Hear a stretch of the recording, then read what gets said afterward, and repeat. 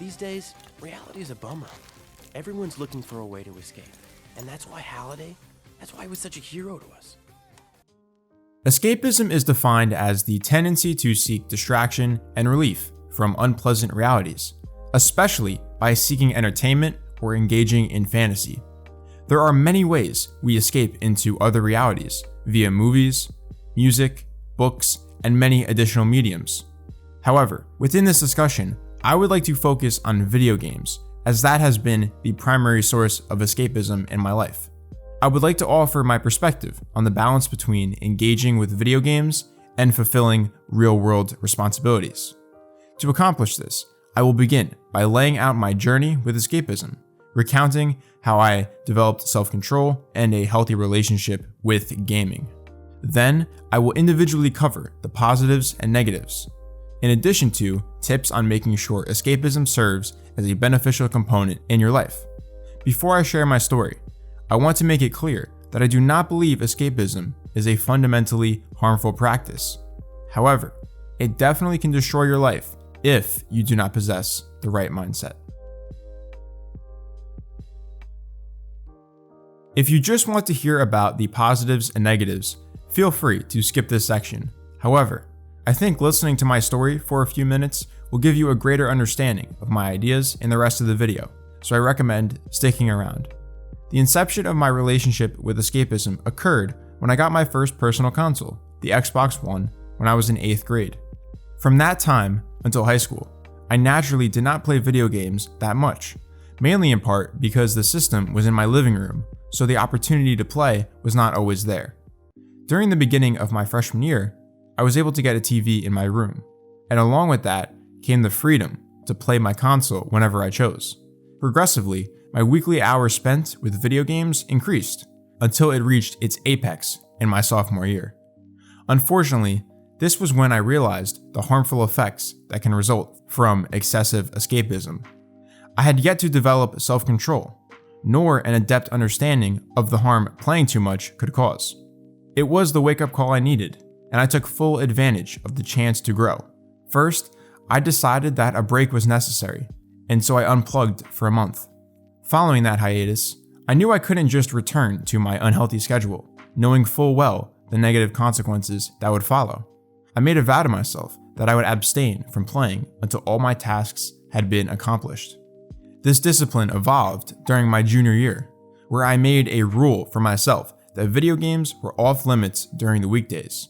However, when the weekends arrived, that was all I did. From Friday after school until Sunday night, I spent almost all of my time playing games, escaping from the world. Sadly, I would relapse in my final year of high school. With academics becoming less important since I was a senior, I gradually returned to old habits. My indulgence with video games was amplified by my growing dissatisfaction with my life. Honestly, it simply took time for me to realize the low I was in, and once that moment came, I began climbing back up.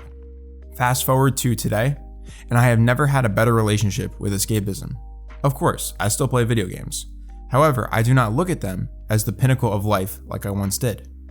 I have now developed other areas where I get fulfillment, and thus, my enjoyment of the real world has increased substantially. In the next two sections, I want to dive further into the lessons I learned along this path to possibly give you a better understanding of escapism in video games. As I said earlier, escapism is not a poor practice. Quite the contrary, it can be beneficial if you keep the three themes of this section in mind: time, purpose, and self-awareness. The amount of time you spend playing will obviously contribute to how positively or negatively video games will affect you. In order to make sure escapism does not become overbearing for the rest of your life, create a schedule for playing. Prioritizing other responsibilities first will benefit you for several reasons. 1. You'll actually be productive and get things done. On top of that, video games will now serve as a reward rather than a distraction. Presently, I view gaming as an added bonus to my day if I have extra time when I have finished everything I need to do. I do not feel this dependency to play every day like I once did. It is also important to talk about days when you don't have anything to do. Even in these instances, you still need to proportion the time you play. I am now a firm believer that even if you have the day off, playing video games from the time you wake up until you go to sleep is not healthy.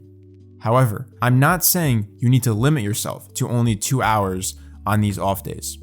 Let's take Destiny 2 for example, a game that demands playtime to stay up to date. You can put 5 hours into that game without even realizing it. I'd be lying if I said I don't have any more long sessions. Yet, I am now cautious about the frequency in which I play for long periods. If you play for 10 hours on Saturday, consider taking Sunday off. Establishing a schedule is great, but now we need to talk about what you actually do with your time to play. Make sure that you have a clear purpose for getting online. What do you hope to accomplish in these allotted hours? My reason why has been my friends. It gives me an opportunity to interact with them. Let's go back to Destiny 2 for another example. Doing raids, trials cards, and farming are all examples of carrying out a purpose while you play. The point is, I believe there is just as much of a negative effect if you simply log on with zero intentions in mind. Having a direction will increase your enjoyment while you play and prevent you from feeling unfulfilled when your time is up. Finally, I want to address self-awareness, which serves as a culmination to everything we have been talking about. To best discuss this, I want to ask one question and then two branching questions. First, why are you here? Is it because you want to take a break from reality? Or is it because you hate your reality? If you side with the second option, I think taking a temporary break is necessary.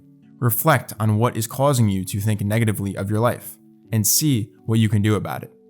Repeat this check-in every now and then, making sure you are aware of how video games are playing into your life.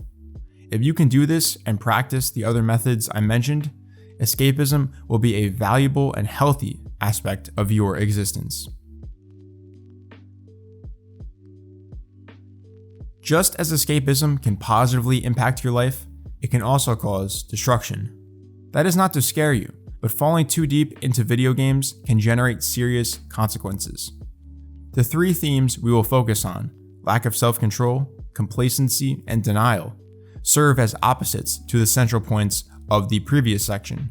As I said earlier, escapism, like everything else, is only good in moderation. A destructive chain of events will occur if you begin to prioritize gaming over your other responsibilities.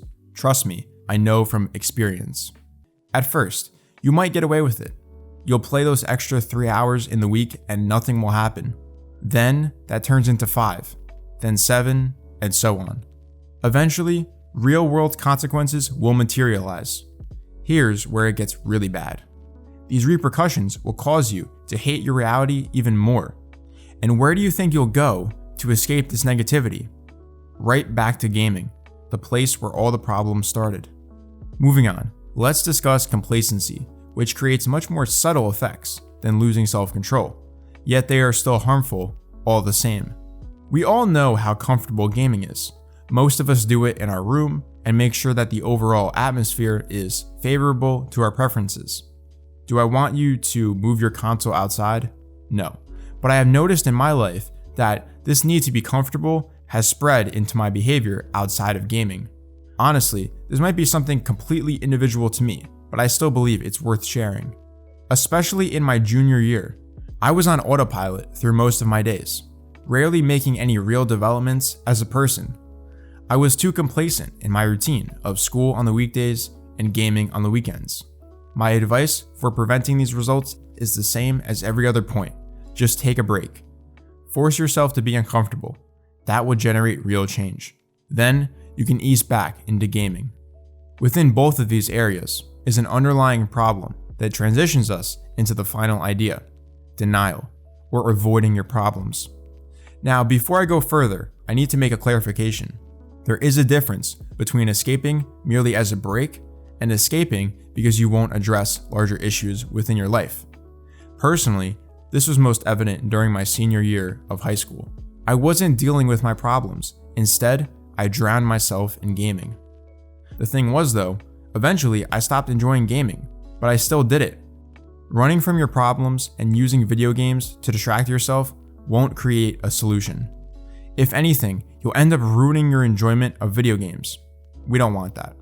While it is easier said than done, face your problems and use video games as compensation for taking a step in the right direction. To close out, I first want to summarize the main ideas of this discussion. Video games are amazing. We all love them, and we will continue to play. But it is vital that we do not let them be the main focus of our lives. They need to be a hobby, something we look forward to but are not dependent on. Escapism is completely healthy to engage with if you practice self-control and have an understanding of your relationship with taking a break from reality. I also want to add that while gaming can be a great pastime, you need to have real-world activities to participate in as well. Switch off every now and then. I believe the world has just as much to offer as the gaming universe. And with that, this has been Dark Horse, and I will see you in the next video.